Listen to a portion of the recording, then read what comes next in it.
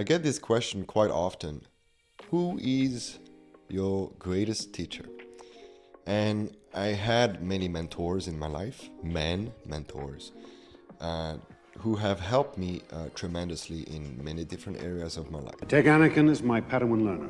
But if I look back at my journey of meeting women, going on dates, having many sexual experiences, relationships, and all of that, the greatest teacher I had in my dating life were women, not necessarily the mentors that I had. And that's because women, in a way, without realizing it, are teaching us to be men because they are the greatest mirrors of our own weaknesses. Oh, wait, what the fuck are you talking about? When I first started to go outside to meet women 8 years ago, I was very shy, I was very introvert, I was, still someone that was being bullied. It was a pretty rough childhood that I had. And I was experiencing a lot of anxiety, a lot of insecurity, talking to a woman in the street. A lot of fear, fear of the judgment of other people and stuff like that. And obviously, I got punished a lot because of that by women. Now, I could have decided, women don't like me. They cannot be trusted. They only like men who are so attractive, that have high status and a lot of money, and I don't have that, right? I could have blamed women for this. But instead, what I did is kind of like take a step back and analyze what is going wrong with myself. And I'm not saying that it's only my fault, and that's why women reject me. There is a part of women having their own problems and sometimes projecting their problems onto us men. Sure. But there is also an aspect of us having our own issues, our own weaknesses, and it's being reflected by women. So what I did 8 years ago was to really start working on myself. I started to become more grounded, more centered by meditating. I started to continuously approach women every day to face the fear of rejection to the point that I become comfortable with being rejected. Because the goal here is not to avoid rejection at all costs, because rejection is happening anyway. That's just how life is. Do you think every woman is going to like you? No. Even Brad Pitt, some women don't like him. Not a lot, but some women don't like him, right? So you cannot make every single woman like you. So you have to become comfortable with rejection. So that's what I did. I worked on that. And eventually, after some time, took some time, of course, I became comfortable with rejection. I became more grounded. I became more centered. I became more confident. I became more masculine. And my results with women in the streets increased dramatically, to the point that I was thinking, okay, should I start helping other people? Because I went from zero to hero, like literally super shy, introvert, being bullied, never really socialized, couldn't socialize at all. In fact, I never had a female friend until 17 years old, all of that stuff. And I went from this to being able to rock up to a woman in the street, express my sexual intent, and potentially have a sexual experience with her. Like this, right? But, like I said, I could have blamed women for rejecting me at the beginning. And this is the biggest problem that a lot of men face at the moment. And it's a growing trend that I'm seeing more and more on YouTube, Facebook, Instagram. It is so easy to blame women, to say that women care about just money, look, status, and all of that, rather than looking at your own problems and actually facing them. And I could tell you so many stories of my life where this has showed up, where I could have blamed women, but instead I looked inward and actually faced my own issues and solved them eventually. Because You need to understand this. Women respond to certain things. They feel attraction because of certain things. If you understand these certain things, it's like pushing a button. It will just work. And it's not just about money, it's not just about look, and it's not just about status, okay? A button that you can push, for example, is being more grounded, being more masculine, being more confident. And this has nothing to do with the money you have in your bank account, the social status, and the look.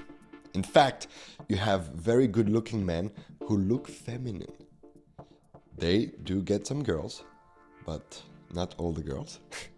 And if they have a relationship, they will face many problems because women need a masculine man in a relationship. And if they end up with a feminine man, they might be attracted at first, but then it's a lot of problems. Tell that to my girlfriend. Her previous boyfriend was very feminine and she got turned off eventually, even though he's the cutest guy ever. Much more cute than me, much more good looking than me, but very feminine, right? So what can you do? What is in your power that you can change that will change the outcome with women? This is the question you want to ask yourself when you face an issue with women. And the beauty of dating is that women will reflect your own weaknesses back at you every single time. So you can use women as a compass. You are like a navigator in the Atlantic Ocean, and you use women as a way to know what is the next step for you, where is the work, right? This is literally how I improved my dating life.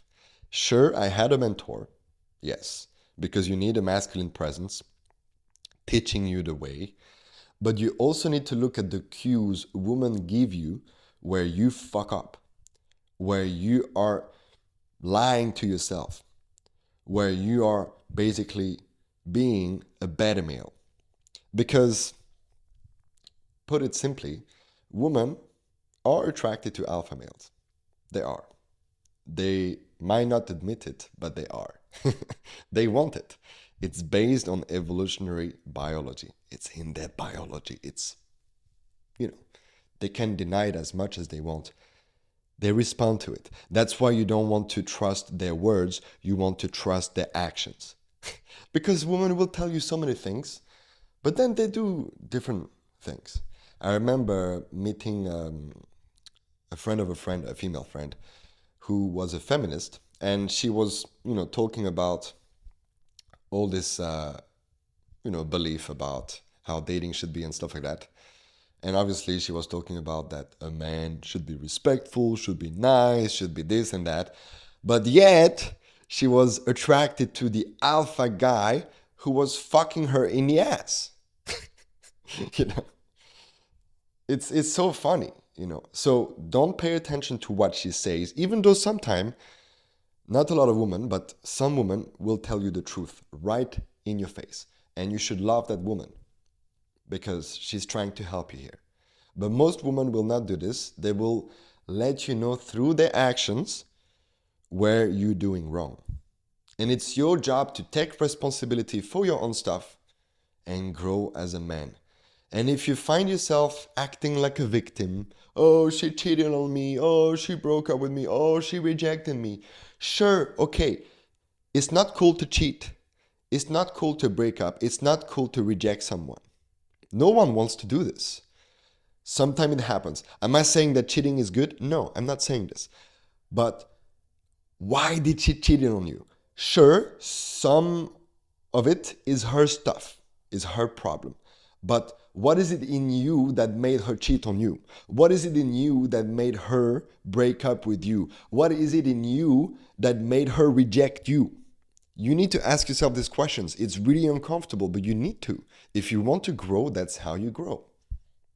Thank you for watching this video. I know it's a little bit thought-provoking to make such a content, and I might get a lot of negative comments comments. I'm okay with that because I don't care. I will just share my truth and that's it. And this is just my raw truth here. It's me talking from my experience. I wouldn't be the man that I am right now without the feedback I have received from women. And that's why I'm sharing this video. I want you to do the same thing. Instead of taking it bad when you get a rejection, take it as a lesson and learn from it and grow, because the end of the tunnel is near, but you need to walk towards the light.